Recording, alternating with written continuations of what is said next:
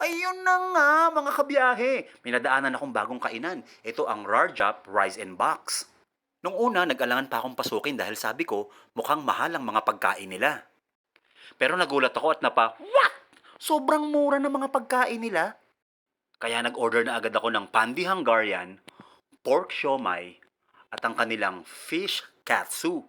At syempre, ang kinuha kong drinks ay ang classic na root beer. Hindi ko na pinatagal. Tinikman ko na agad ang mga in-order ko. Inuna ko itong siomay. Oo nga pala mga kabiyahe, 50 pesos lang yan, 6 na piraso. Di ba mura? At masarap ang lasa. Ito namang fish katsu, 60 pesos lang siya at 5 piraso siya na mahaba at malalaki.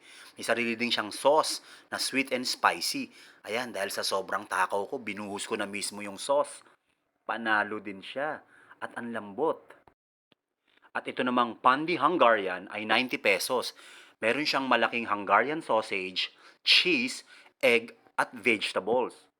Suwabe. Oo nga pala mga kabiyahe, ang gamit nilang buns, pandesal kaya talagang malasa. Tapos ang panulak mo, classic root beer.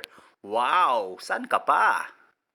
Ang location nga pala ng Rarjap ay sa Santolan Road, Barangay West Crame, San Juan City. Marami kang pwedeng pagpilian sa mga pagkain nila. Kaya huwag ka na magpatumpik-tumpik pa, dayuhin mo na to. Bye, sige na, kain na ako. Biyahe ni Fu!